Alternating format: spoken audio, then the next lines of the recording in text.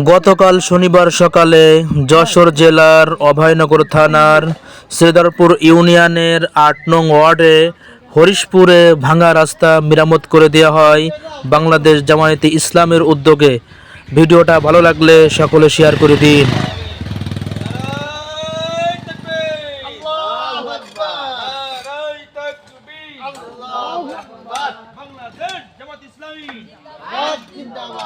বাংলাদেশে জামাতে ইসলামী, বাংলাদেশে জামাতে ইসলামী, বাংলাদেশে জামাতে ইসলামী, বাংলাদেশে জামাতে ইসলামী গড়বে গড়বে আল্লাহর হুকুমত।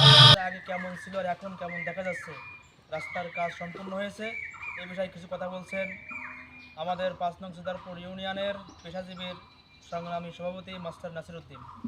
আউযু বিল্লাহি মিনাশ শাইতানির রাজিম, বিসমিল্লাহির রহমানির রহিম।